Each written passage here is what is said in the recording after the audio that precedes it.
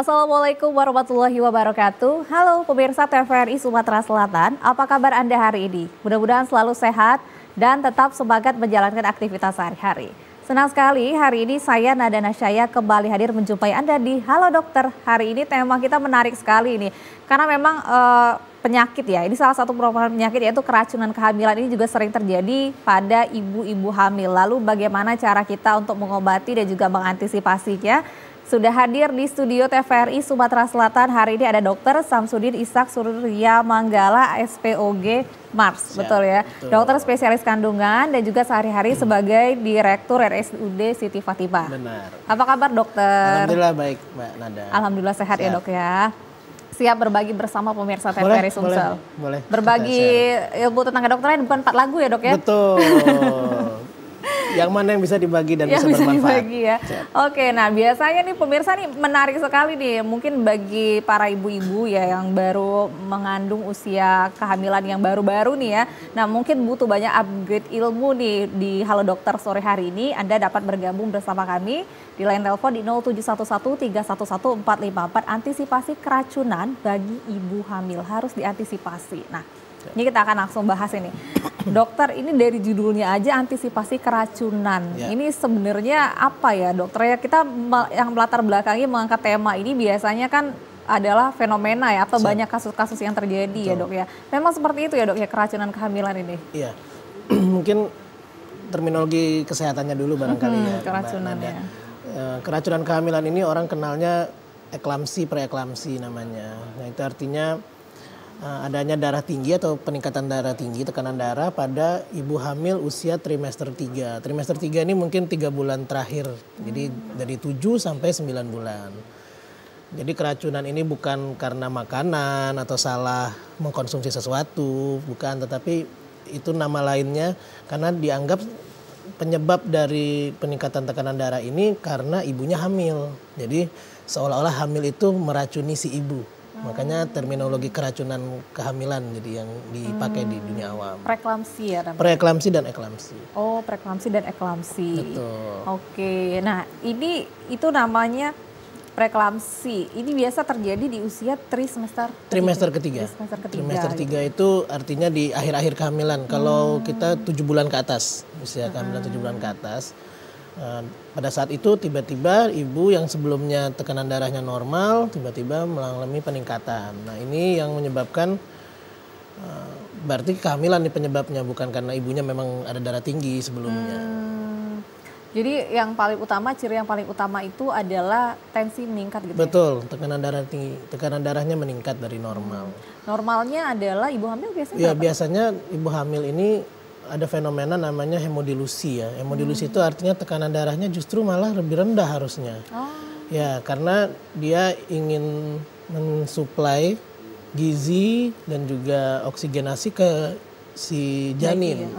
Jadi dia melebarkan pembuluh darahnya sehingga lebih lancar dan lebih banyak. Tapi pada keracunan dalam kehamilan atau preeklamsi ini justru malah meningkat. Nah, ini yang kontradiktif lah untuk kehamilan. Apa yang dirasakan ini ya secara kasat mata aja ini dok ya oleh ibu-ibu yang terdiagnosis terkena keracunan ini? Iya, sebenarnya fenomena pertama peningkatan tekanan darah. Artinya memang ibu akan kelihatan sekali dari kontrol dia awal hamil normal itu range-nya di bawah 140 ya. Jadi mungkin 120, 130 ini untuk yang tekanan darah atasnya. Tekanan bawahnya atau diastoliknya itu biasanya di bawah 100. Nah, sekarang tiba-tiba meningkat lebih dari 110. Nah, itu kalau yang tampilan fisiknya biasanya cenderung di kaki itu ada bengkak yang karena pengumpulan cairan. Jadi bengkaknya itu berbeda dengan bengkak kalau kita cedera Mbak. Tapi kita tekan itu ada cairan yang menumpuk. Begitu, itu salah satunya.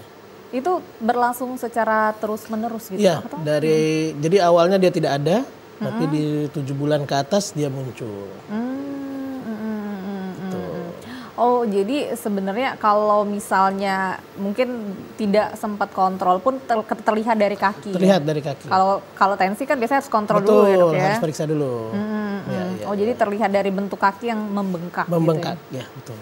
Oh, kalau bengkak itu biasanya ini kadang-kadang awam juga nih dok ya. Kadang-kadang kan ibu-ibu juga ngerasa ya kaki bengkak ya karena Iya, wajar, hamil karena ya, hamil, karena kan betul. bertambah berat badan dan lain-lain. Iya, Itu iya, ada bedanya juga dok? Beda, jadi bengkaknya ini seperti cairan. Mungkin kalau saya contohkan, kalau kayak balon kita tekan dia ada cekungan dan lambat kembali. Nah, berbeda dengan bengkak yang memang bukan karena tahanan cairan. Oke.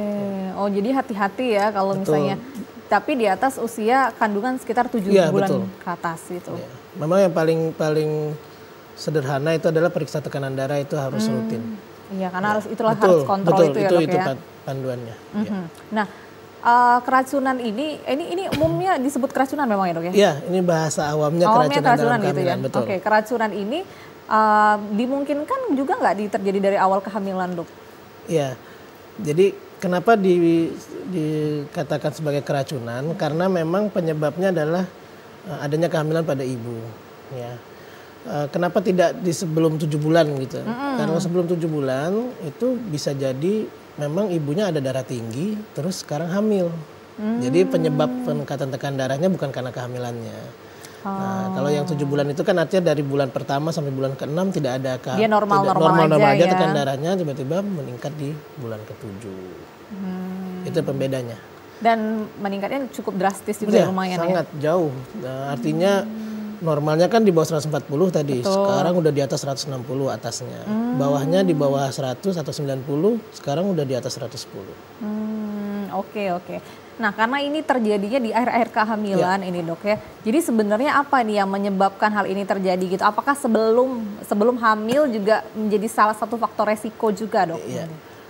Di dunia medis sebenarnya belum ada jawaban pasti. Jadi ini orang bilangnya penyakit teori atau theory of disease. Jadi banyak penelitian yang menyatakan karena makanan, karena gizi, karena genetik, karena ras. Tetapi penelitian yang paling baik dan paling signifikan lah menunjukkan ini penyebabnya karena plasentanya atau ari-ari pada waktu menempel itu mengalami permasalahan. Jadi gangguan yang dari awal penempelan itu dia berkembang makin besar dan makin besar, itulah yang menyebabkan tubuh ibu berkompensasi dengan meningkatkan tekanan darah karena permasalahan penempelan ari-arinya. Jadi ini memang sesuatu yang boleh dibilang agak sulit untuk dicegah sebenarnya. Oh iya ya dok. Betul, karena kita tidak pernah bisa memprediksi kan apakah ada masalah pada masa penempelan. Jadi selama proses itu ya? Iya, betul. Pertumbuhan janin ini Pertumbuhan ya? janin, betul. Memang ada penelitian yang menyatakan bahwa kalau untuk menemukannya ini dari awal kehamilan, dari usia-usia awal kehamilan sudah dites, namanya tes alur dari pembuluh darah. Adakah bisa itu pun juga? hanya bisa memprediksi, bukan mencegah. Jadi ini salah satu yang memang fenomena penyakit ini yang makanya kenapa penyakit ini masih masuk dalam 3 besar penyebab kematian ibu. Betul. Gitu ya dok ya. Saya pikir itu bisa menjawab pertanyaan Mbak tadi kenapa ini diangkat topiknya. Iya. Berarti 3 besar penyebab kematian ibu pada saat mengandung. Pada saat hamil. Pada saat selain hamil. perdarahan, infeksi adalah tekanan darah tinggi atau eklamsi, preeklamsi. Berarti cukup banyak nih ya kalau kita bicarain data ya dok ya. Ini betul, gimana betul. dok kita? Sejauh ini sih ini masih 3 besar penyebab kematian, 3 besar juga permasalahan. Pertama apa dok misalnya? Yang pertama itu masih perdarahan kalau di Indonesia ya. Oh iya di Indonesia pendarahan ya. Pendarahan. Jadi mungkin Mbak pernah dengar cerita-cerita ibu hamil habis melahirkan perdarahan masif, perdarahan hebat, meninggal tuh. Yang kedua infeksi. Infeksi juga makin sering. Yang ketiga baru preeklamsi, eklamsi. Jadi dia ada fenomena ketika dia preeklamsi itu hanya tekanan darah saja yang meningkat, ada resiko saja. Tapi begitu dia jadi eklamsi itu yang kejang dalam kehamilan. Ini sekuensnya. Oh itu udah maksudnya tahap lanjutnya ya istilahnya betul. ya. Eklamsi itu adalah yang paling buruknya dari keracunan dalam kehamilan ini. Dan sementara kata dokter tadi juga penyebabnya juga sulit untuk dicegah juga ya. Iya, karena memang harus diikuti dari awal sekali hamil. Oh gimana jadi tuh artinya begitu usia kehamilan misalnya 10 minggu, 12 minggu atau 3 bulan pertama lah setelah usia kehamilan itu harus dicek terus. Dilihat terus apakah ada permasalahan dalam alur pembuluh darah dari ibu ke janin, adakah masalah perkembangan. Jadi janinnya juga biasanya tumbuhnya tidak normal. berat badannya jadi berkurang. Oh iya, Ya, itu dampaknya itu ya? Dampaknya. Oh, tindak lanjutnya dari situ ya? Iya, betul. Oh jadi sebenarnya dari awal kehamilan itu dari kontrol yang rutin itu Betul. bisa juga kita ini ya? Iya, Maksudnya deteksi di awal deteksi. biasanya. Oh Ya. oke. Cuman kan memang kadang-kadang kan ketemunya kan sudah hamil 4 bulan, sudah hamil 5 bulan, jadi agak Emang itu maksudnya repot. sulit juga ya dok ya maksudnya dari awal melihatnya? Fenomena masyarakat kita lah kalau kontrol hamil itu. Oh ngerti ya. Biasanya Oke. kalau sudah di atas 5 bulan, karena takut kalau masih di bawah 5 bulan nanti keguguran kalau kontrol. Padahal itu gitu ya, Dok, sebenarnya ya? Ini baru tahu golden juga period. nih, Dok. Iya, Oh. masyarakat itu rata-rata seperti itu. Sebenarnya itu justru masa yang paling baik untuk mendeteksi adakah dari awal. kemungkinan ya. Ada kelainan lah ya, mohon maaf Betul, jangan sampai gitu betul, ya. betul. Baik itu dari bayi maupun Dari ibunya juga. Ya. Oh oke, baik. Nah, karena ternyata berarti ini siapa? Nah, ibu-ibu yang bagaimana nih dokter? Apakah memang kan gini ya, kalau saya bincangnya sama dokter-dokter selama Halo Dokter ini, Iya. apakah memang usia ibu-ibu yang mengandung di Betul. usia muda Iya, atau di betul. atas 35 tahun ke atas atau apa? Ada cirinya atau bisa Iya. terkena kepada siapa? Jadi artinya kita bilangnya yang beresiko ya. Ah, iya, Yang beresiko. memiliki risiko tinggi itu adalah ibu-ibu dengan usia ibu pada saat hamil itu terlalu muda. Usia Terlalu ibu muda atau tuh terlalu berapa tua. tuh? Terlalu muda itu di bawah 21 tahun. Oh oke. Jadi usia-usia yang di bawah 21 tahun ini artinya rahimnya belum terlalu siap Oh, itu menerima cukup kehamilan. rentan juga ya? Betul. Kan permasalahannya pada penempelan ari-ari pada waktu janin masuk ke dalam rahim. Oh iya Pada iya. saat jadi dia akan nempel, nah itu yang jadi masalah. Kalau rahimnya belum siap, ya ada kemungkinan penempelannya jadi masalah, trouble.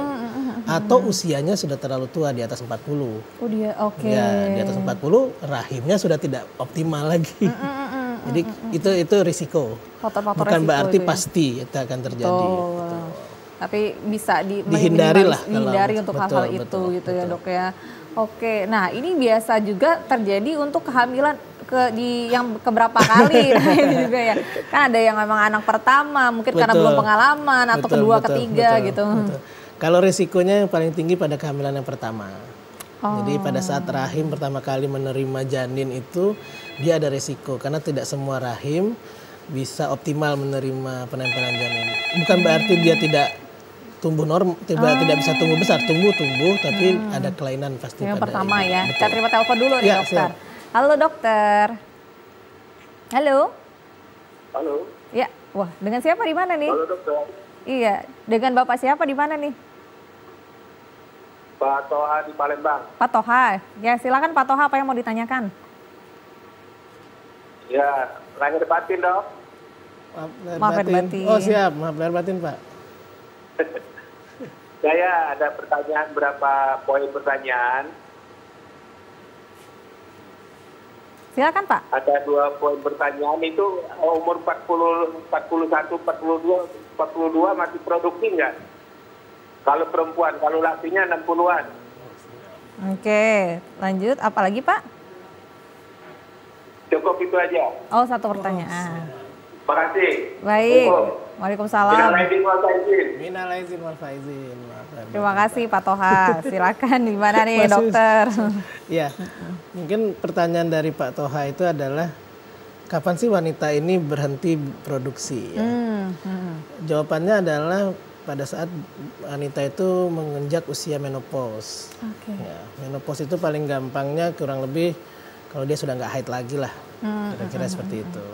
Ya, ketika dia masih haid dan haidnya rutin atau reguler, maka dia jatuhnya masih bisa bereproduksi. Artinya usia itu tidak menjadi patokan, tapi lebih ke apakah haidnya masih teratur. Nah, itu adalah batasannya. Ada orang yang 55 tahun masih teratur haidnya, artinya masih bisa. Ini tanpa obat ya, artinya teratur secara alami. Ada orang-orang kan yang mengkonsumsi obat hormonal agar tetap haid. Nah itu. Kalau untuk laki-laki memang tidak ada batasan sebenarnya. Dia bisa sampai kapan saja selama masih bisa memproduksi sperma. Artinya tidak ada batasan usia. Nah cuman yang jadi perhatian adalah bukan masalah bisa atau tidak bisa reproduksi, berkualitas atau tidak berkualitas hasilnya. faktor resiko juga ya. Betul,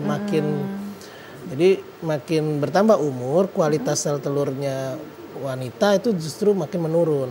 Artinya yang dikhawatirkan adalah produknya nanti yang jadi bermasalah. Gitu. Jadi kita kalau masalah bisa atau tidak bisa, jawabannya bisa selama dia masih haid dan ini. Tapi jawabannya berkualitas atau tidak hasilnya itu jadi pertimbangan kenapa di atas usia 40 tidak dianjurkan lagi untuk hamil. Betul, dan ada banyak faktor resiko juga di Betul, sana ya, makin Dok, banyak ya. faktor resikonya kalau misalnya hamil di usia lebih dari 40 tahun. Oke, baik. Ini semakin banyak nih, semakin menarik juga nih perbincangan kita nih terkait hal ini. Melebar kemana-mana nih kayaknya, Dok. Yeah. Tapi memang kalau kita ngomongin itu pasti kemana-mana sih, Dok, Yeah, ya. betul. Karena ini menarik memang temanya. Tapi kita harus break dulu nih pemirsa. Kami masih mengundang Anda di line telepon di 0711 311 454. Tetaplah bersama kami.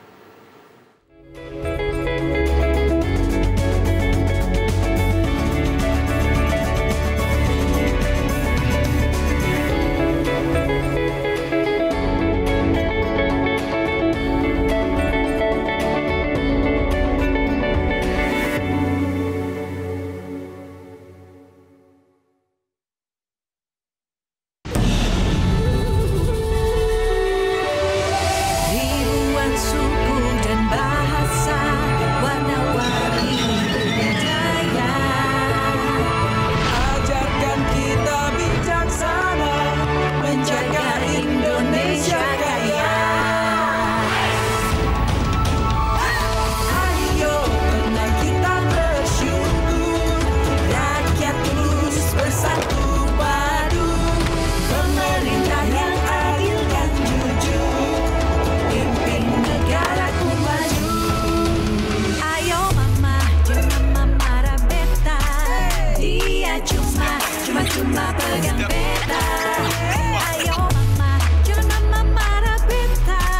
Lah orang muda punya biasa. Sing si bermari kami nikmat joget semari kota minum gadis bangkan jua-jua, bangkan jua-jua.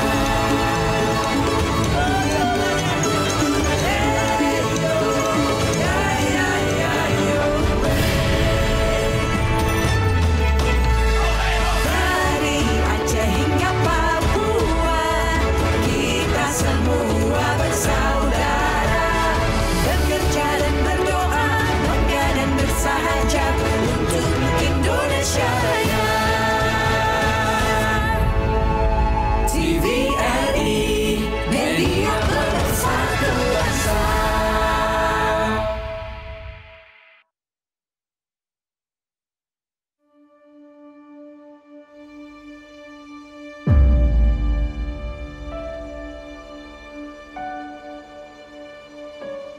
Kami menyadari perjuangan kami tak lagi mengangkat senjata. Daratnya turun, gitu ya. Melainkan tentang bagaimana meneruskan cita-cita bangsa, menciptakan generasi cerdas yang bermartabat.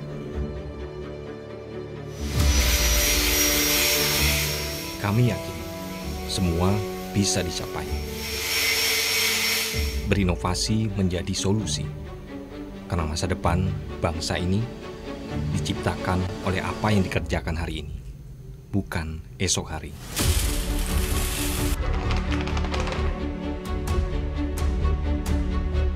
Kami sadar tak perlu menjadi yang hebat untuk membangun negeri ini, melainkan fokus mengembangkan kreativitas akan lebih berarti bagi yang menikmati.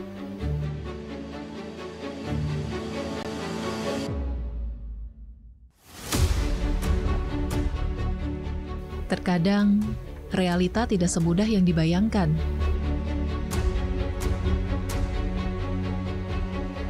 Kami tak pernah menyerah pada apa yang dihadapi. Setelah ini, apakah ada pengolahan lebih lanjut lagi dari Bukan sebatas informasi, tapi tentang bagaimana mengabarkan kebenaran hari ini untuk perubahan di masa depan. Sampah bukan hanya tanggung jawab pemerintah saja, namun juga tanggung jawab kita semua. Demikian kondisi terkini kami laporkan. Siapapun dan dari manapun kami Tetap pemuda Indonesia.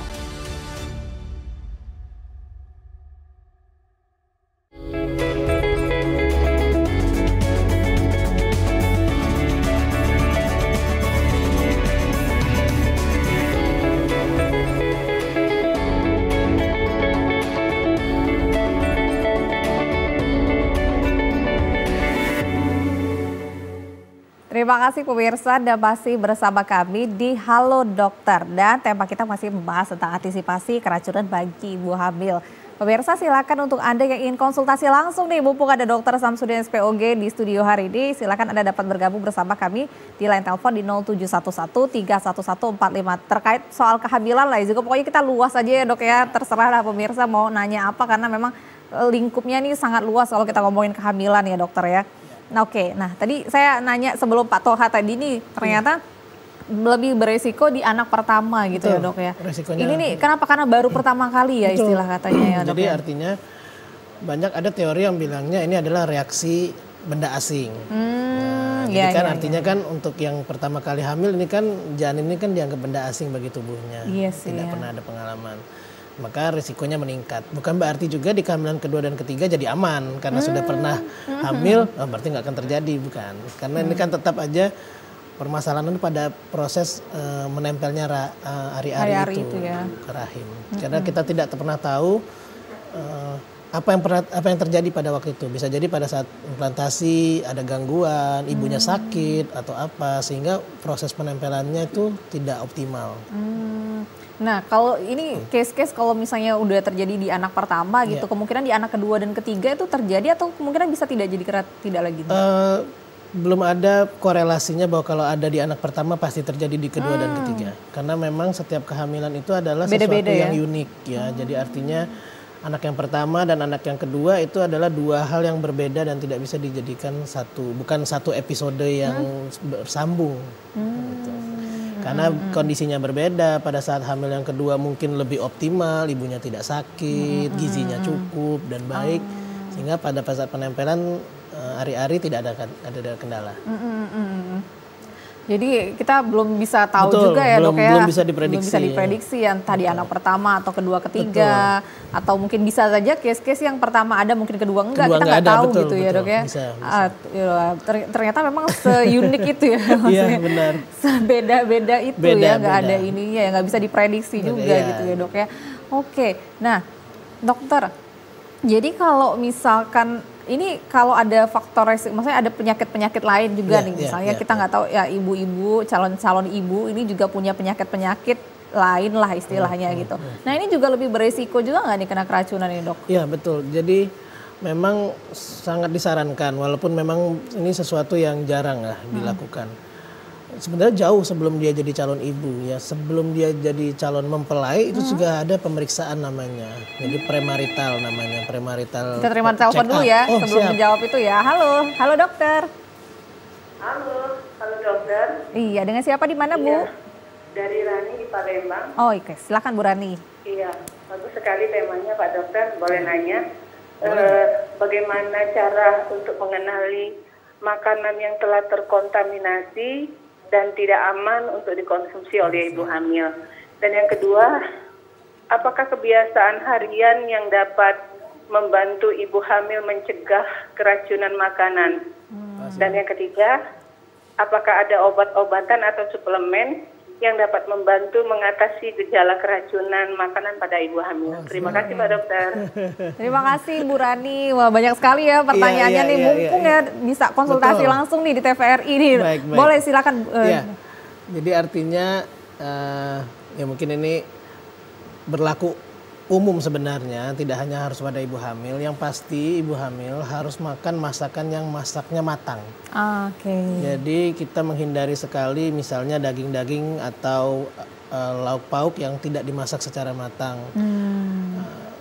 Bagi orang Palembang ini jadi tantangan karena kan ada yang senang lalapan, ada senang yang cabai yang digiling. Yang mentah-mentah gitu ya. Itu dihindari. Kenapa dihindari? Karena memang kita tidak bisa memastikan bahwa makanan yang tidak dimasak matang itu bebas dari bakteri dan kuman.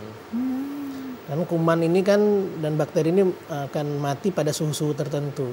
Nah, suhu yang dimasak matang biasanya di atas 80 derajat itu akan meminimalisir lah kuman-kuman dan bakteri yang bisa mengganggu proses baik selama hamil maupun akan hamil. Jadi kayak jus-jus gitu, sayur-sayur lalapan tuh hindari ya dok ya? Sebaiknya dihindari kecuali memang dimasak matang. Saya nggak paham mekanisme memasak matang buah-buahan ya. Iya oke. Kayaknya nggak ada dimasak ya. Betul. Buah-buahan. Jadi kalau sayur itu direbus dulu misalnya baru dimakan. Kalau memang hobi sayur-sayuran atau kalau misalnya yang hobi makan daging-daging itu dimasaknya full, jangan sampai hanya dibakar sekilas aja gitu. Nah, itu. Lalu apa kebiasaan sehari-hari yang ini? Kebiasaan sehari-hari yang harus dilakukan adalah menghitung kalori sebenarnya, Ibu. Betul. Karena ibu-ibu hamil ini, jadi sebenarnya ada batasan kenaikan berat badan yang diterima yang masih normal pada kehamilan itu disesuaikan dengan berat badan sebelum hamil. Jadi tidak bisa juga misalnya berat badannya range-nya normal sebelum hamil tiba-tiba melonjak sampai berpuluh-puluh kilo misalnya, itu tidak bisa. Jadi memang harus menghitung kalori dan yang pasti harus ada yang mesti dibatasi. Misalnya kita balik ke tema keracunan dalam kehamilan ya. Darah tinggi ini kan salah satu faktor resikonya adalah makan garam yang berlebihan. Jadi karena garam ini mengikat air, jadi harus dikurangi. Artinya semua jenis makanan yang terlalu asin atau garamnya terlalu tinggi itu dikurangi. Bukan tidak boleh, dikurangi.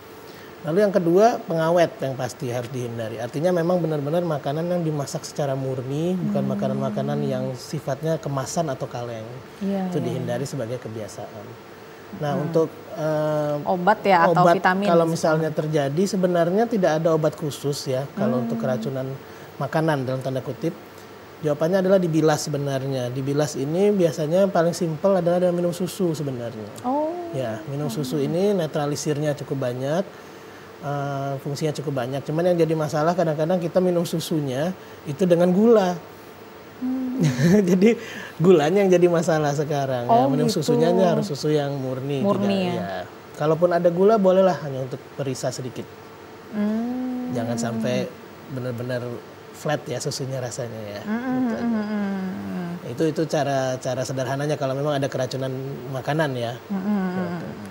Ada vitamin-vitamin khusus untuk mencegah keracunan yang kehamilan? paling wajib harus ada itu adalah asam folat ya. Jadi semua ibu hamil ya? Semua ibu hamil itu kebutuhan asam folatnya tinggi sekali di awal-awal kehamilan. Jadi jangan sampai kekurangan asam folat karena resikonya bisa preeklamsia yang tadinya punya resiko karena asam folatnya kurang akhirnya muncul. Lalu ada kelainan-kelainan lain pada janin juga karena kekurangan asam folat. Jadi asam folat adalah salah satu vitamin yang wajib hukumnya. Jangan sampai tidak ada. Memang dia ada di kandungan makanan tapi biasanya rendah. Makanya butuh. Makanya harus ada tambahan ya. Lalu yang kedua, multivitamin yang harus ada di ibu hamil dan ini sebenarnya pada ibu-ibu pada umumnya adalah zat besi. Ya, ibu-ibu ini karena konsepnya ibu ini sangat sayang dengan janinnya, jadi semua besi untuk penyuplai pertumbuhan itu diberikan ke janin. Bahkan ibu-ibu ini mengorbankan tulangnya sendiri, makanya banyak yang sakit tulang. Ya itu karena kandungan besi dalam tulangnya dia berikan ke janinnya. Nah ini suplemen sangat dibutuhkan. Paling simpel biasanya di susu, paling simpel ada di susu. Tapi kalau memang nggak semua orang suka dengan susu, berarti ada tablet zat besi untuk menambah. Itu harus ya dok ya, jadi ya. Jangan sampai karena memang kehamilan ini kan butuh zat besi tinggi untuk pertumbuhan janin. Nah biasanya ibu itu kalau kurang, nah dia akan mengambil dari tulangnya masing-masing. Jadi artinya itu yang sering makanya orang sering sakit di tulang belakang, pinggangnya kayak ini ngilu-ngilu. Berarti kurang tuh. Dua vitamin dua itu wajib. Jadi hal yang penting ya. Ya, selebihnya saya pikir bisa didapatkan dari makanan. Iya, oke. Nah, tadi nyambung pertanyaan saya nih sebelum Bu Rani tadi nelpon ya dok ya. Berarti kalau misalnya ada ibu-ibu yang memang ada faktor risiko, ada penyakit bawaan gitu kan ya. Artinya ini cukup lebih rentan ya dok ya di dalam kehamilannya. Makanya itu tadi yang kita tadi bahas terputus tadi ya. Premarital itu penting, premarital check up namanya. Jadi sebelum menikah itu biasanya pasangan dua-duanya tuh dicek dulu. Karena mungkin ada genetik bawaan yang kalau nanti dia punya anak bisa muncul di anaknya, itu bisa dicek. Nah, termasuk juga ini faktor resiko ibu. Misalnya ya ada penyakit bawaan atau ada penyakit yang diidap pada waktu itu. Artinya sebelum menikah ya diobatin dulu sampai dia tuntas. Karena jangan sampai dia hamil dalam kondisi sakit. Karena itu bisa bahaya dua-duanya ya. Bisa berisiko rahimnya tidak siap menerima kehamilan, akhirnya kehamilannya jadi bermasalah. Nah ini cuman masa sekarang kan nggak semua orang concern dengan itu. Iya gitu, nggak semua orang concern. Kemudian juga kadang-kadang juga memang tanpa disadari bahwa ternyata ada penyakit dok ya. Tiba-tiba ada penyakit, ternyata hamil juga. Nah ini artinya faktor resikonya juga lebih tinggi gitu ya dok. Kita harus mulai berpikir bahwa sakit itu bukan berarti harus sampai nggak bisa kerja atau nggak bisa bangun tidur. Kadang-kadang kita menganggap masih bisa melakukan aktivitas harian, ternyata ada penyakit di dalam diri kita yang mungkin belum berat ya pada waktu itu sehingga masih bisa aktivitas. Nah itu kalau tidak periksa agak sulit untuk kita akan merasa saya sehat-sehat saja, kok jalan bisa, makan bisa, kerja masih bisa, gitu. Ternyata setelah dicek darahnya kurang, misalnya anemia, ternyata atau ada penyakit metabolik yang lain. Nah itu pentingnya untuk melakukan check up. Mulai dibiasakan lah. Iya sih, penting ya. Apa sebelum hamil aja sangat baik gitu ya, apalagi pada saat hamil ini gitu harus ya. Sangat concern sekali. Sebenarnya agak banyak yang harus dilakukan ya, cuman kadang-kadang kita paham lah kondisi. Dan juga fasilitas kesehatan kita memang belum bisa menampung semua. Artinya perlahan mindsetnya harus dirubah, ibu-ibu hamil harus lebih perhatian dengan kehamilannya. Betul, mudah-mudahan ya. Kita terima telepon lagi nih dokter. Ya, halo dokter. Halo. Iya, Selamat sore. Selamat sore, dengan siapa di mana Bapak? Dengan Syafiq dari Kota Palembang. Oke, baik, silakan Pak. Izin bertanya dokter. Siap. Bagaimana cara mengidentifikasi tanda-tanda keracunan makanan pada ibu hamil? Dan yang kedua, apakah ada langkah-langkah pencegahan tambahan yang harus dilakukan oleh ibu hamil yang tinggal di daerah dengan risiko keracunan makanan yang tinggi? Oke, baik. Terima kasih Pak Safik di Palembang gitu ya. Wah ini menarik nih perbincangan kita nih, juga bapak-bapak aware nih ya. Dokter gimana dokter, silakan. Mungkin masih berarti terminologi ini masih menganggap keracunan itu ada sesuatu yang dimakan ya. Oh iya. Nah ya dok, harus diluruskan nih dok. Iya betul. Jadi kata-kata keracunan dalam kehamilan itu artinya sebenarnya adalah tekanan darah tinggi yang diderita oleh ibu yang hamil dengan kehamilan di atas trimester ketiga. Jadi dianggap kehamilan itu adalah sesuatu yang dalam tanda kutip racun bagi ibu. Ibunya nggak ada darah tinggi sebelumnya, begitu hamil jadi darah tinggi. Nah, itu keracunan dalam kehamilan. Tapi saya tetap akan coba jawab bagaimana cara mendeteksi keracunan pada makanan ini pada saat ibu hamil. Jawabannya paling simpel Pak. Dia persis seperti kalau orang pada umumnya tidak hamil keracunan makanan. Mual muntah, perutnya gangguan pencernaan. Nah untuk ibu hamil dia jadi sangat bermasalah. Karena apa? Karena nggak ada yang bisa masuk. Jadi ibu hamil kalau usia kehamilannya sudah di atas 7 bulan kan, mohon maaf, di dalam perutnya itu kan sudah ada rahim yang membesar. Jadi saluran cernanya udah geser ke kanan dan ke kiri. Dia sudah nggak bisa nerima makanan yang lebih banyak lagi. Makan sedikit udah kenyang, makan sedikit sudah kenyang. Ya, nah itu yang menyebabkan apabila dia keracunan lebih gampang untuk mual muntah dan ini tidak ada yang bisa masuk. Bagaimana cara mengantisipasinya? Mengantisipasinya paling gampang yang tadi, kita harus pastikan dulu makanan yang masuk itu harus masak matang. Betul. Saya sih takutnya nanti kena marah sama penjual-penjual ini ya. Saran saya kalau hamil, saran saya makan masakan rumah, itu yang paling simpel. Kita bisa kontrol prosesnya, kita bisa kontrol kepastian kematangannya dan kebersihannya. Tapi kalaupun memang tidak memungkinkan, kita pilihlah tempat-tempat makan yang kita bisa pastikan higienitasnya. Ya. Oke, baik. Kita harus break lagi nih dokter. Siap. Ya. Kami masih mengundang Anda pemirsa, silakan bergabung bersama kami di line telepon di 0711 311 454. Kita akan mengetahui apa sih faktor resikonya bagi bayi ya jika ibunya terkena keracunan kehamilan ini. Tapi setelah jeda berikut ini tetaplah bersama kami.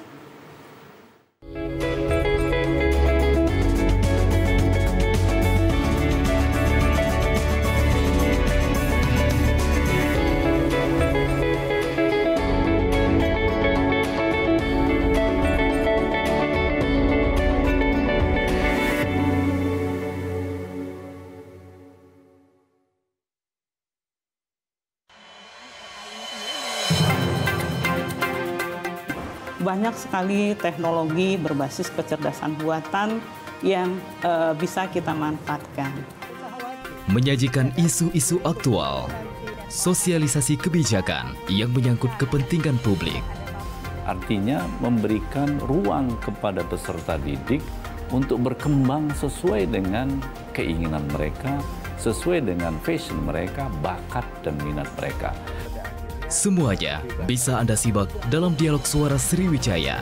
Setiap orang mempunyai kesempatan ya untuk berpartisipasi dalam politik atau menjadi pengurus politik. Dengan menghadirkan narasumber yang berkompeten dari kalangan akademisi, tokoh masyarakat, maupun birokrasi. Pencegahan dilakukan dengan cara mendeteksi potensi-potensi korupsi, dan kemudian dari deteksi itu maka akan terlihat hal-hal apa yang perlu dilakukan perbaikan. Suara Sriwijaya, setiap hari Selasa, Rabu, pukul 14 waktu Indonesia Barat. Hanya di TVRI Sumatera Selatan.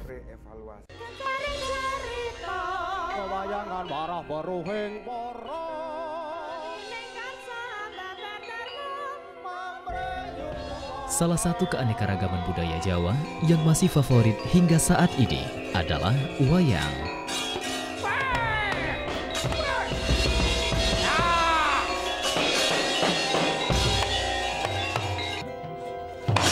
Seni pertunjukan dengan alur cerita yang menarik ini hadir menemani pemirsa pecinta warisan budaya asli Indonesia dengan beragam cerita dan daun kondang.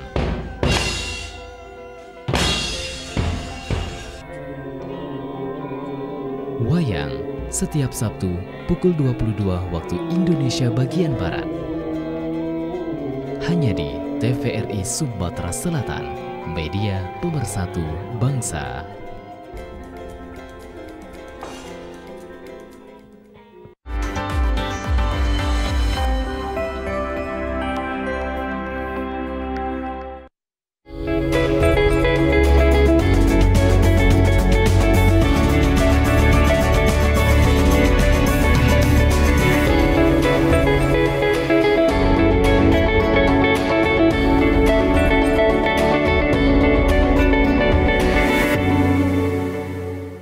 Terima kasih pemirsa, Anda masih bersama kami di Halo Dokter. Ini antisipasi keracunan bagi ibu hamil masih menjadi tema kita di sore hari ini. Silakan untuk Anda yang ingin bergabung di line telepon di 07113114544 bersama dengan Dr. Samsudin, SPOG, spesialis kandungan. Beliau juga merupakan Direktur RSUD Siti Fatimah. Oke. Nah dokter, tadi saya nanya nih, dari tadi kita ngebahasnya ibu mulu ya. Ibu yang keracunan, tapi memang ibu sih ya yang keracunan ini. Nah, lalu dampaknya terhadap janin ini apa ini dok? Ya, betul. Jadi memang janin ini sebenarnya ada dua kemungkinannya. Bisa dia tumbuh kembang seperti normal biasa, artinya memang kerusakannya tidak terlalu parah. Gitu. Nah, jadi pada saat implantasi atau pada saat penempelan ari-arinya itu tidak terlalu rusak lah, tapi tetap menyebabkan ibunya darah tinggi. Tapi artinya suplai ke janin masih normal-normal saja. Tapi yang paling sering fenomenanya adalah berat janinnya itu kurang. Jadi dia ada namanya pertumbuhan janin terhambat. Nah ini memang harus dievaluasi via ultrasonografi atau USG. Karena kita mau melihat perkembangan janin. Kan janin itu dia ada kurvanya ya Mbak Nada. Jadi dia misalnya di minggu kesekian beratnya harus taksirannya sekian. Ya. Betul. Tidak melenceng dari kurva itu. Tapi pada ibu-ibu yang preeklamsi, apalagi yang eklamsi sampai kejang, itu kelihatan betul ada melenceng dia dari kurvanya. Misalnya harusnya beratnya 2.000 gram, ternyata cuma 1.600, 1.700. Nah nanti pada saat dia cukup bulan, nggak sampai 2.500 beratnya. Nah, itu salah satu fenomena yang menjadi penyebab pertumbuhan janin terganggu gara-gara eklamsi atau keracunan dalam kehamilan. Itu kenapa dok? Maksudnya di dalam tubuh tuh? Jadi karena penempelan ari-arinya bermasalah, suplai gizi, suplai oksigennya itu nggak selancar kalau dia normal gitu ya. Jadi dia terhambat, alurnya terhambat. Kalau yang lebih parah bahkan tidak sampai. Jadi pembuluh darah ibu itu memberikan suplai malah balik lagi. Iya. Jadi janinnya benar-benar jauh sekali, misalnya harusnya dia 2.000 2000 gram beratnya ini nggak nyampe 1400 bahkan 1200. Nah ini biasanya menyebabkan dokter-dokter kandungan mengambil keputusan harus dilahirkan karena sudah tidak nyaman rahim ini bagi pertumbuhan janin. Itulah akhirnya banyak yang lahir prematur. Oh gitu, itu karena keracunan juga Salah satunya diputuskan untuk dilahirkan segera karena memang di dalam dia tidak dapat suplai lagi. Udah nggak dapat lagi. Iya betul. Oh gitu. Nah kan dia masih aman nih dari 1 bulan sampai 6 bulannya masih aman. Betul. Kan dia baru muncul di 7 bulan fenomenanya. Makanya ini saya juga menganjurkan bagi ibu-ibu hamil atau pasangan-pasangan yang sedang menantikan anak pertamanya, check up kok rutin itu penting karena pemantauannya itu tidak hanya bisa dari luar tapi harus dilakukan pemeriksaan yang lebih lanjut atau USG. Oh jadi ke bayi itu sampai bisa prematur mengganggu, betul. Ya karena nggak bisa masuk iya. ke dalam tubuhnya gitu. Kan kita tidak mungkin memperpanjang dia di dalam rahim kalau mau di dalam rahim asupan sendiri dari dapat mana asupan, gitu betul. Ya. Oh ya ampun. Makanya artinya makanya ini sesuatu yang nomor 3 loh betul, itu ya faktor pemacu ya. Pemicunya karena kalau sudah ada gangguan sampai janinnya terhambat biasanya resikonya ibunya bisa kejang, kematiannya karena kejang. Betul.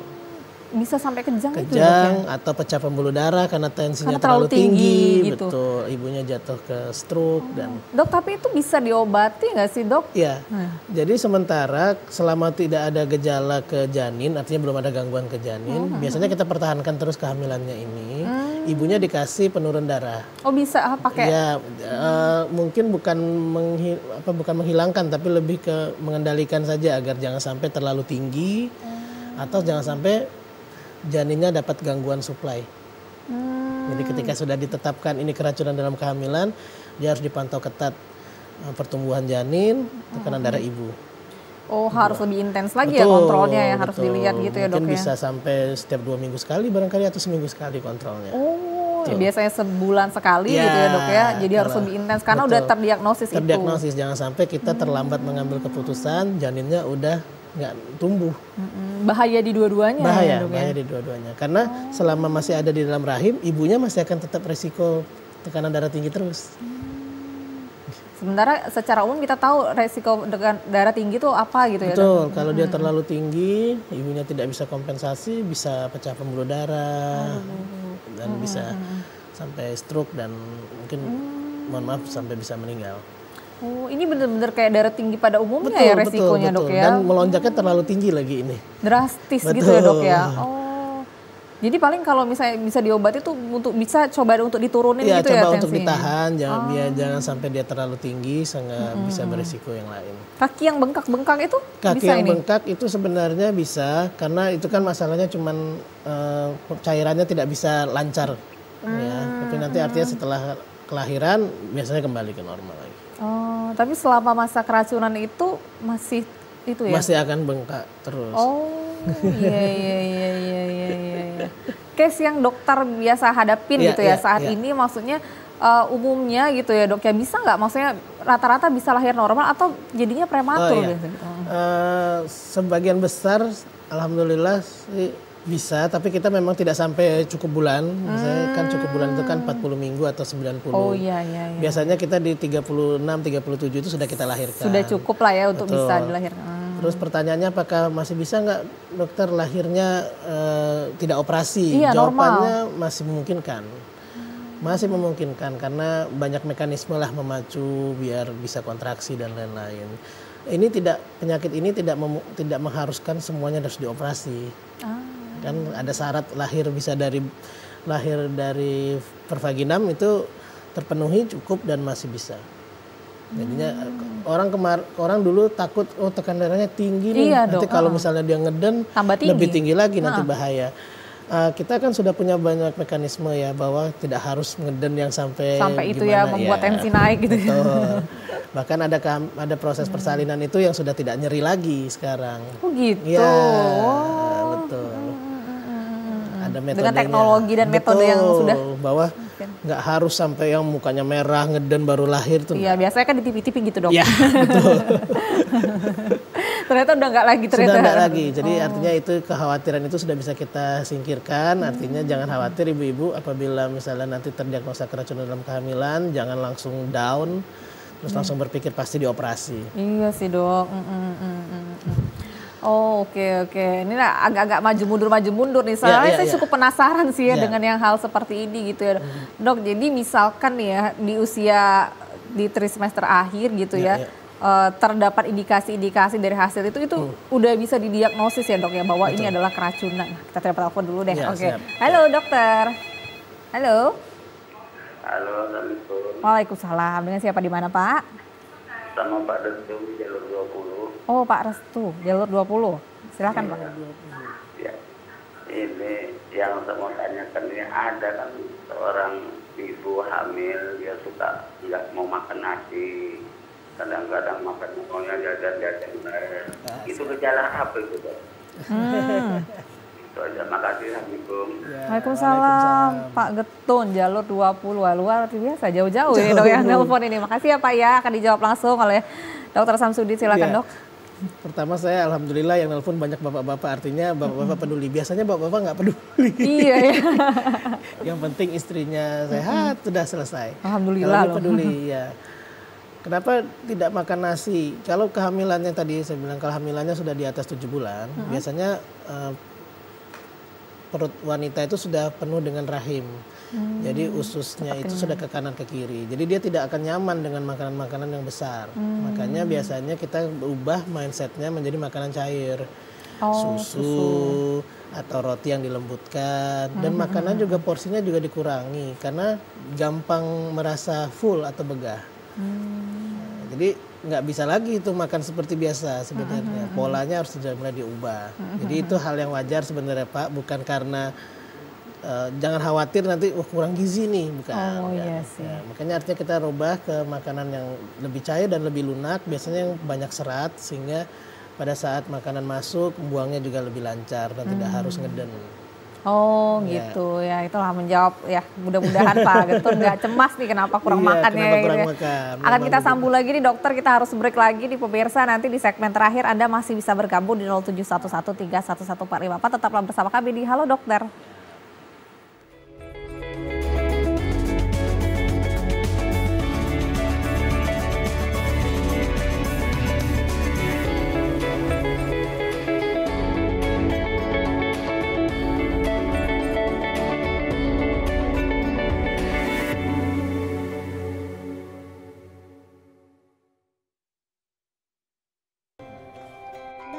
Memahami Al-Quran sebagai pedoman hidup harus dimulai dengan belajar baca Al-Quran sejak usia dini.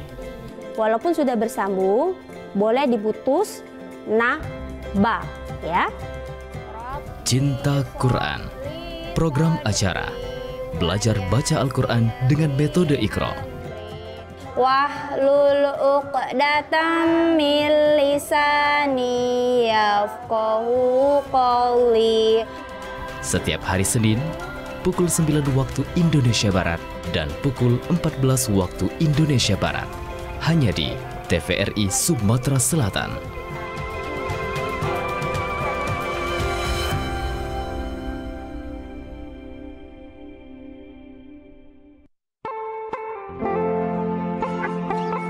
Balikpapan, simpul hilirisasi migas dan logistik Kalimantan Timur, berdampingan dengan Ibu Kota Nusantara. Bahwa kepindahan ibu kota negara ke Nusantara adalah bukan hanya pindah istana presiden, tetapi yang ingin kita bangun adalah budaya kerja baru, mindset baru. Ibu Kota Nusantara, babak baru peradaban bangsa Indonesia. Menjadi pusat pemerintahan dan inovasi hijau. Walaupun kita harus berpikir bahwa IKN Nusantara ini kan Indonesia sentris, nggak boleh lagi Jawa sentris dan juga nggak boleh Kalimantan sentris, tetapi kita ingin mengangkat juga budaya lokal ke dalam berbagai hal di mana kita keseharian kita juga nanti akan diwarnai. Dibangun dan didirikan berdasarkan Undang-Undang Nomor 3 Tahun 2022 tentang Ibu Kota Negara. Menuju visi Indonesia 2045.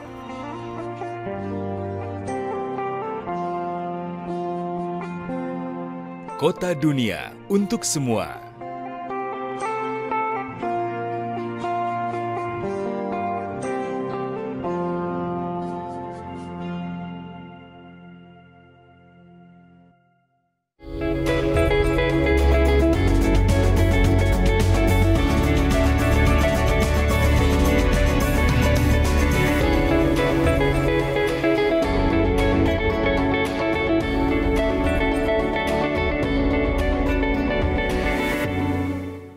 Terima kasih pemirsa, Anda masih bersama kami di Halo Dokter. Tema kita masih antisipasi keracunan bagi ibu hamil nih. Saya langsung lanjut aja nih sama dokter. Dokter, bagaimana ya pada saat tahapan apa ibu hamil tersebut didiagnosis terkena keracunan kehamilan? Atau harus melakukan beberapa tes kah atau enggak gitu? Jadi mungkin historinya dulu kita cerita ya Mbak Nada. Jadi di awal itu memang ada 3 kriteria yang harus terpenuhi baru kita bisa bilang oh ini keracunan dalam kehamilan atau preeklamsi, eklamsi. Yang pertama tekanan darah yang meningkat yang tadi dengan syarat bahwa tekanan darah yang atasnya lebih dari 160, yang bawahnya lebih dari 110. Lalu yang kedua harus ada edema. Edema itu artinya bengkak di kaki. Lalu yang ketiga dia harus dites di dalam tes urinnya itu ada protein yang lepas. Nah, dulu masih strict dengan 3 aturan ini dan ternyata banyak fenomena di daerah-daerah khususnya di tempat-tempat yang belum ada vaskes yang mumpuni untuk melakukan pemeriksaan laboratorium. Ibu yang hamil kejang atau eklamsi. Nah, akhirnya diambil kebijakan bahwa yang 2 ini sih jangan jadiin panduan gitu. Untuk di rumah sakit yang punya pemeriksaan lengkap boleh-boleh saja, sah-sah saja. Tapi untuk vaskes-vaskes pertama, puskesmas, daerah-daerah yang tidak ada rumah sakitnya, cukup peningkatan tekanan darah saja sudah bisa kita diagnosa sebagai preeklamsi atau eklamsi. Eklamsi berarti harus ada kejang ya. Kalau preeklamsi sudah bisa didiagnosa. Sehingga dari awal sudah kita wanti-wanti ibunya. Harus cek rutin, janinnya harus diperiksakan ke tempat yang ada USG-nya, adakah pergangguan pertumbuhan atau tidak. Lalu tekanan darahnya harus rutin seminggu sekali dicek. Jangan sampai dia melebihi sehingga bisa beresiko. Karena kalau dia sudah masuk ke yang namanya eklamsi atau kejang, itu biasanya cenderung untuk kembali normalnya agak sulit biasanya. Memang angka kematiannya masih tetap sangat tinggi tuh kalau sudah sampai eklamsi. Baik bagi ibu maupun bagi janinnya. Oh gitu ya. Jadi artinya jangan sampailah kejadian. Jadi mendiagnosis awal itu penting. Setelah itu lebih baik kita khawatir dan juga concern sampai aman tidak terjadi apa-apa daripada kita menganggap ini hal yang sepele. Dan ini juga ya maksudnya ibu-ibu juga apalagi anak pertama ya jangan khawatir juga jika sudah didiagnosis itu ya dok ya. Karena insya Allah masih bisa ya dok ya. Betul. Jadi artinya jangan sampai ada pemikiran bahwa kalau saya sudah didiagnosis ini udah pasti pakan ujungnya kematian ibu dan kematian janin. Oh tidak. Ketika sudah terdiagnosis ini justru malah kita jadi lebih hati-hati. Kita jadi lebih bisa mengendalikan tekanan darahnya sehingga faktor ya sama resiko diri betul. Dan kita juga sudah tahu kita akan lahiran berarti dengan kondisi preeklamsi yang sudah terkendali. Kalau sudah tidak terkendali sih insya Allah aman. Pokoknya jangan khawatir lah ibu, yang penting kontrol aja terus betul. Ya dok ya. Harus selalu terkontrol. Benar. Nah ini dokter pasca kehamilan, ini yang ditanya ya gitu ya. Udah mengalami itu ternyata ibu-ibu sudah terdiagnosis kemudian sudah melahirkan. Alhamdulillah. Nah lalu bagaimana pasca kehamilan dok? Idealnya kalau memang ini murni preeklamsi atau keracunan dalam kehamilan, ketika janin lahir beserta ari-arinya lahir, kan permasalahan di ari-ari. Oh iya ya. Ketika ari-arinya sudah lahir, dia akan kembali normal. Memang ada waktu. Jadi tidak bisa misalnya begitu lahir langsung kembali normal. Biasanya kita beri waktu sekitar 2 minggu untuk dia dikontrol ulang. Nah, apabila tekanan sudah kembali berarti sudah selesai permasalahannya. Oh gitu. Memang ada juga yang tekanan darahnya jadi persisten atau tetap jadi darah tinggi ibunya nih. Nah gimana tuh dok? Iya, kalau yang ini artinya ibunya akan diobati khusus untuk ada juga ya case seperti itu ya? Jadi tidak semuanya dalam 2 minggu langsung kembali normal, ada yang lebih lama lagi. Kan beda orang, beda proses adaptasi tubuhnya. Jadi masih mungkin ya, masih memungkinkan, masih ada istilah sisa-sisa ya. Atau sequelae kalau bahasa. Oh gitu ya? Bahasa apa sisa-sisa? Iya betul. Oh, masih dimungkinkan, tapi memang itulah perlunya kontrol lagi gitu ya dok ya. Memang pasca persalinan ya memang kan untuk ibu-ibu yang baru punya anak, selain kontrol ibu, kontrol anaknya, pertumbuhan anaknya. Jangan sampai misalnya ada efek sisa di anaknya yang belum selesai, yang tidak terkontrol. Di bayi pun gimana dok? Di bayi biasanya kita akan cek dulu lengkap kalau di rumah sakit ini ya, kita akan cek lengkap apakah ada gangguan, misalnya ada anemia enggak pada ada bayi. dampaknya juga sih. Ya, karena dia kan biasa dapat suplai darah yang kurang, tubuhnya tentu beradaptasi. Oh iya. Berbeda dengan janin yang dapat suplai normal. Tubuhnya tidak adaptasi. Nah, tapi kita mau lihat apa saja, apakah paru-parunya ada kendala. Karena kan janin itu ketika tidak dapat suplai yang baik, dia stres sebenarnya. Janinnya stres sebenarnya. Kita lihat apakah stres janinnya sampai mempengaruhi perkembangan dia pada saat dia sudah dilahirkan. Jadi istilahnya sensitif juga ya untuk itu ya bayi-bayi. Jadi ada perhatian khusus lah untuk. Apalagi kalau prematur gitu ya dok ya? Kalau prematur itu sepertinya memang harus wajib dipantau khusus dan ketat sampai dia kembali lagi ke tracknya. Kan dia ada kurva ya, kurva perkembangan anak itu. Jangan sampai dia di bawah kurva terus. Oke, nah dokter setelah tadi ya ibu kalau misalkan sudah kembali normal begitu ya, nah tentu ada kekhawatiran lagi untuk hamil-hamil berikutnya. Betul. Nah itu apa yang harus di warning gini? Ya, artinya kalau memang sudah pernah punya histori keracunan dalam kehamilan, persiapan yang paling penting untuk kehamilan berikutnya adalah dipastikan kondisi ibu fit dan optimal untuk hamil. Artinya dicek up lagi apakah ada masalah di gula darahnya, tekanan darahnya, laboratoriumnya dicek apakah ada anemia atau tidak. Lalu dicek juga jangan sampai ada infeksi. Infeksi juga salah satu penyebab tidak optimalnya.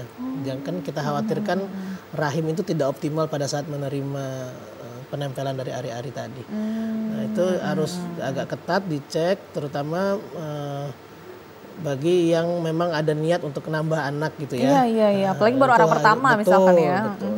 Lalu saran saya juga suplementasi asam folat itu penting. Harus dilanjutkan ya. Sebelum persiapan sebelum mau hamil itu penting karena artinya jangan sampai asam folatnya terlalu rendah lah kadarnya dalam darah ibu. Ya itu salah satunya. Yang paling utama memang itu tadi selalu kontrol tekanan darah. Tekanan darah kan simpel sekarang, bisa beli alat di mana-mana, bisa cek sendiri. Lalu harus kontrol pola makan yang masuk. Karena itulah mempengaruhi kesehatan ibu pada umumnya sih sebenarnya, atau calon ibu. Itulah ya kalau misalnya mau persiapan selanjutnya artinya banyak PR juga ya dok ya. Betul. Harus banyak disiapkan karena sudah punya pengalaman kan. Iya sih. Anak-anak pun juga sebenarnya masih dampak dari yang akibat keracunan ibu pun juga sebenarnya bisa normal-normal juga. Bisa. Jadi artinya pada saat nanti berat badannya sudah kembali, nanti kita melihat uji fungsinya itu artinya apakah daya tangkapnya sesuai, apakah dia proses berjalannya ada hambatan atau tidak kan. Takut dikhawatirkan itu juga dok ya. Karena pada saat suplainya tidak baik, stres janin itu bisa sampai ke perkembangan otaknya. Baik. Jadi kan kita akan lihat kan harusnya umur sekian sudah bisa jalan, harusnya umur sekian sudah bisa ngomong misalnya, atau itu kita pantau. Jadi perhatian lah. Oke, baik dokter, kita udah mau di ujung-ujung nih talk show kita hari ini. Mungkin boleh dokter memberikan himbauan mungkin ya untuk ibu-ibu hamil atau ibu-ibu yang akan mengandung gitu ya, Bu. Silakan dokter. Bagi ibu-ibu hamil jangan pernah khawatir, jangan sampai jadi parno untuk hamil.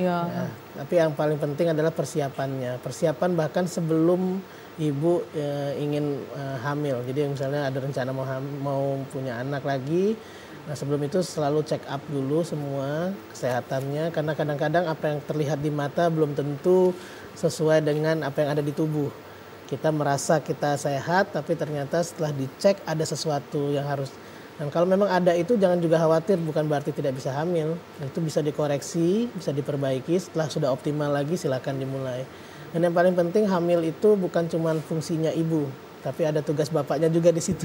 Untuk tadi nelfon bapak-bapak banyak ya. Karena kadang-kadang orang sibuk ngecek ibunya, lupa ngecek bapaknya. Jadi artinya persiapan itu harus dua-duanya harus berkontribusi dengan baik. Dan saya yakin kalau dua-duanya sehat, insya Allah tidak ada permasalahan pada kehamilan berikutnya. Amin, mudah-mudahan gitu ya dok. Ya terima Ya, kasih siap, banyak siap, dok siap. edukasinya Sama-sama, hari sama-sama. ini luar biasa nih. Yang paling penting nih saya juga dapat pelajaran baik nih, sangat banyak sekali khususnya kalau misalnya sudah terdiagnosis nih keracunan juga jangan khawatir, Jangan insya Allah khawatir. terus kontrol, bisa segera kita perbaiki dan juga bisa sehat semuanya. Amin. Terima kasih, saya Nada Nasya mewakili kerabat kerja yang bertugas pamit undur diri. Wassalamualaikum warahmatullahi wabarakatuh dan sampai jumpa.